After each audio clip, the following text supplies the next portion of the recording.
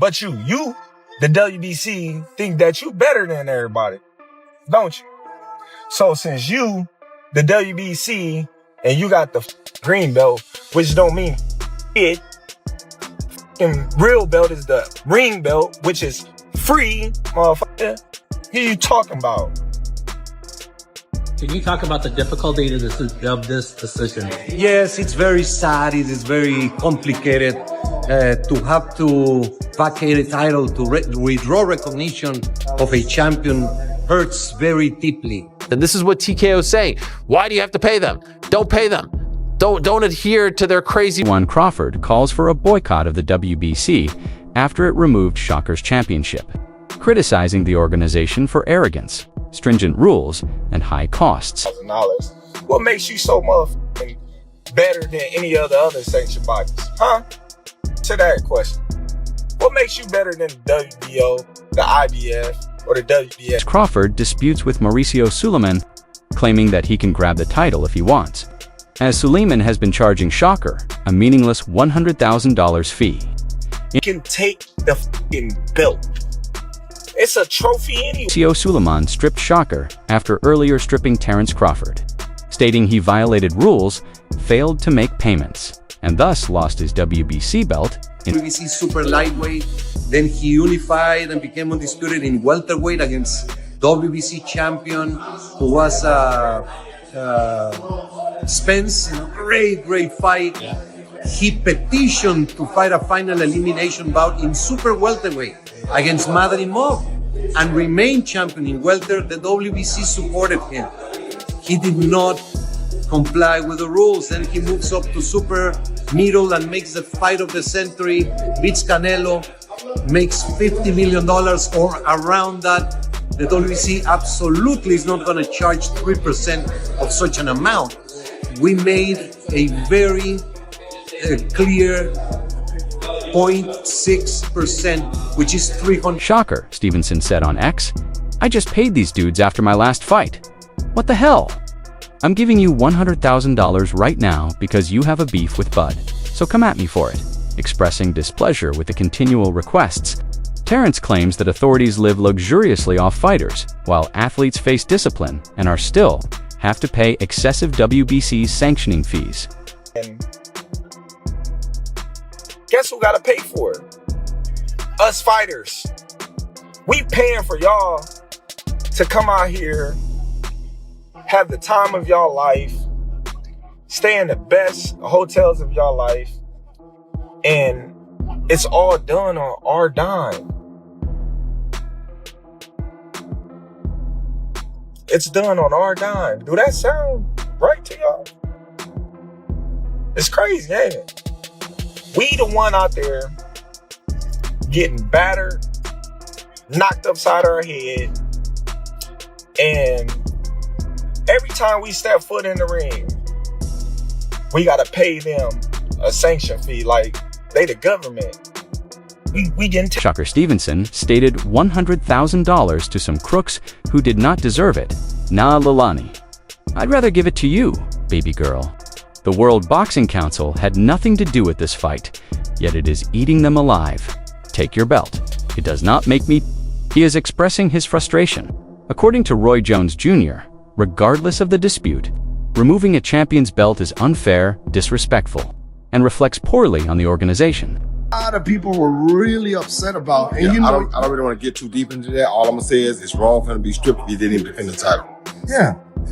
That's all.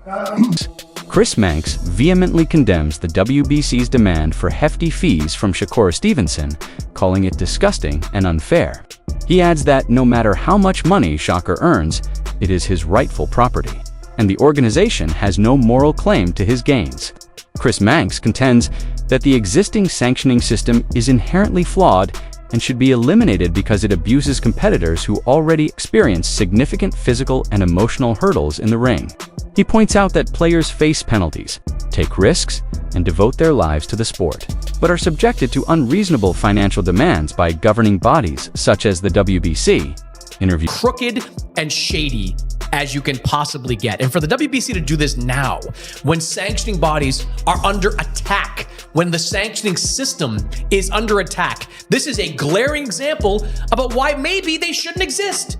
Maybe they shouldn't be in boxing if you are going to reach into the pocket of a fighter like Shakur Stevenson, ask for $100,000. According to Shakur, there's been no comment on this from the WBC. I asked for one. I talked to a member of their staff and said, tell me what's going on here. And all I've seen is the Instagram post of the WBC saying they were stripping him. To reach into the pocket of a fighter for a fight that you have nothing to do with and asking for $100,000. I don't care how much money Shakur Stevenson made that night. That's his money. That belongs in his pocket. The WBC had nothing to do with it. It is disgusting. Disgusting that they stripped Shakur Stevenson of that belt. And Shakur would be right to never fight for a WBC belt. WBC initially sparked controversy with Terence Crawford, who refused to pay a $300,000 fee following his fight with Canelo Alvarez. Many believed that Crawford was quite within his rights to say no. He questioned why he should pay such a big figure, noting that other sanctioning bodies, like as the IBF WBA and WBO, had never complained about the costs he paid them. Crawford argued that those organizations just took their portion without question, underlining the WBC's excessive demands. Crawford maintained that his purses were his own business, and that the DBC president, Mauricio Sullen, had no reason to request more money. Even when Crawford offered the normal 3% of his earnings, the DBC declined and sought a greater 6%, much exceeding what other organizations required. Analysts pointed out that, aside from awarding the belt, sanctioning bodies frequently contribute little to the fight, making their large payments. I think Terence Crawford's well within his rights to say that I ain't giving you $300,000. Why? Like, why am I giving you $300,000? What for? And don't talk about my purse. And Mauricio Sullivan saying Terence Crawford made 50 million. What's that got to do with you? No. And what I like as well about Terence, he said, look, I gave the IBF money, I gave the WBA money, I gave the WBO money. We haven't heard any of those organizations moan about the amount Terence Crawford gave to them. They're like, oh, we'll take it. Because ultimately, what are they doing? Apart from strapping a belt around your waist, what are they doing? And we'll get to that as well. So he then tried to give the WBC that amount of money as well. They clearly said, no, we're not taking that. We want a bit more. And then they're like, okay, normally we take 3%, but 3% of 50 million would have been too much. So you know what? We'll allow you to pay us points. Shakur Stevenson is still unbeaten, and no one has claimed his belt in the ring. Despite this, the WBC ruled his title vacant once he moved up in weight, stating that his absence left a hole in the division. This ruling permitted fresh challengers to compete for the belt, despite the fact that Stevenson never lost it. The distinction is significant. The championship was vacated administratively, not by defeat. Stevenson's career is unaffected, as this was a technical or administrative action rather than a reflection of his ability or record. Establishing the facts demonstrates that Stevenson's achievements are unaffected by the WBC's judgment. Inactive at that weight class. So, despite nobody beating Shakur Stevenson, he is an undefeated fighter. Nobody took his belt.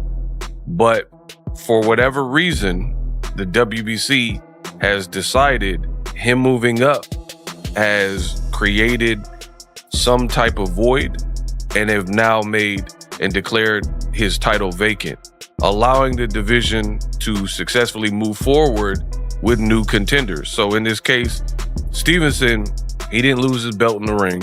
Nobody beat him. He's still undefeated. The title was vacated administratively, which is a difference. And we need to establish the facts from the fiction. So nobody beat Stevenson. It doesn't really hurt his career, his official box rec. And it says he's suspended by the commission indefinitely. So I'm not sure if he has some type of injury, but usually when it says indefinitely, they got to get clearance from a doctor to come back. And again, this could be possibly from his fight with Shakur Stevenson. So this is a developing story, and we'll see ultimately how it plays out, what the WBC officially decides to do in terms of who's next and what's next. So what are the facts? What does this mean. Shakur Stevenson was not stripped for any type of misconduct. Shakur was not penalized per se, and Shakur Stevenson is not suspended. So it simply reflects the WBC has considered him no longer active at lightweight at this time. A bit political. That's the only thing that I can think of. According to analyst Oladipo, the BC's decision to strip Shakur Stevenson of his 135-pound title is unique and controversial. Stevenson, an undefeated fighter, has made it known that he intended to temporarily move up in weight before returning to the 135-pound class. Despite this, the WBC ruled his championship vacant, citing that his lack of action in the weight class created a void, allowing other contenders to vie for the crown. Oladipo observes that the issue exemplifies the WBC's somewhat inflexible and bureaucratic approach. Stevenson's previous bout was not for the WBC, but the organization's rules obliged him to pay half of the sanctioning fee as if it had been a title defense. The WBC, in response to being stripped of a 135-pound title, this is a bit wild. It's a bit wild, and the reason it's a bit wild, there's so many different reasons actually, but one of the biggest reasons is that Shakur has always said, I want to go up to fight Teo, but I want to come back down to 135. So basically, he's almost telling the WBC, let me go up there, I will come back down. And with what the WBC are going through right now, and this battle with Zuffa, where, you know, they've got some real big players and power over there, and they're saying F the belts, and WBC are fighting, saying none of the belts mean stuff. The last thing you want to do is have a public spat, a public back and forth with one of the biggest names in boxing right now. Shakur Stevenson is one of the biggest names in boxing. And the thing about Shakur as well, you piss him off, this guy will go straight to social media and make it known that he's pissed off, and that's what he's... The expert believes this strategy is excessive, especially given that Stevenson has never lost his belt in the ring. Allow further points out that the WBC's approach of Stevenson mimics previous problems involving other fighters, indicating how sanctioning costs and administrative procedures may cause friction between champions and the organization. Stevenson's unblemished record is unaffected by the administrative stripping, but it calls into question the fairness and transparency of sanctioning body standards. For him, or from him, sorry, which was $100,000. Now, a lot of you might say, well, one second, his last fight wasn't for the WBC, it was for the WBO and the ring title. Why did the WBC want any money from him? The WBC have a clause, I think it's either 7.3 or 7.4, yeah, where even if you do not fight for the WBC belt, if you're a champion of their belt, i.e. which Shakur Stevenson was, you have to pay 50% of the sanctioning fee as though the WBC belt was on the line. Does that make sense? Let me see if I can find it. I'm going to find it and read it out to so I'm not paraphrasing, because this is quite important and I think it's a joke. I think it's a joke. I really do. All right. Okay, yeah. All right, rule 7.3. I'm going to put this on the screen. An analyst notes that Shakur Stevenson has made it clearly apparent that he is a 135-pound fighter. He has only gone up in weight for situational fights. Teofimo Lopez, a former unified lightweight and WBO junior welterweight champion, was recently defeated in a strong performance. Stevenson now has 22 wins, 2 defeats, and no draws, including 13 knockout victories. Despite his lucidity, the WBC responded quickly in removing his 135-pound title, leaving little time for him to select his next move. Stevenson has often stated that he plans to compete at 135 pounds unless a rare opportunity... It made it abundantly clear that he's a 135-pounder. He's going up in weight just for situational fights. He just defeated 2-division world champion, former unified lightweight, and now former WBO junior welterweight superstar, Teofimo Lopez, in dominating fashion. He's now 22 wins, 2 losses, no draws, 13 wins by way of knockout. After a beautiful performance, a dominating performance, the WBC, in a rush to do nothing,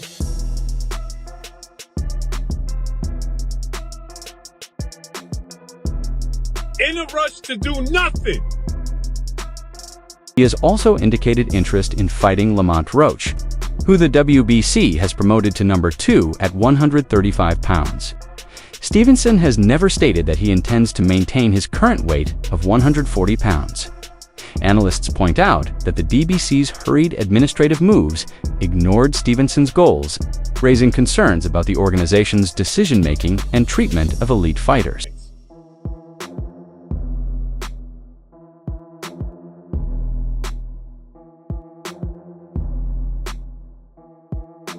This dude, Shakur, has told the world I'm 135 pounds. I plan on competing at 135 unless there's a situation that presents itself. You got Lamont Roach, who you elevated to the number 2 fighter in the WBC at 135. Right?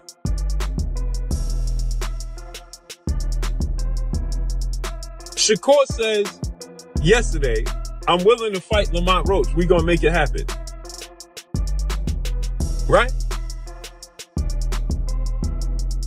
No. According to analysts, Shakur Stevenson's move to the 140-pound bracket opens up significantly more intriguing potential for boxing.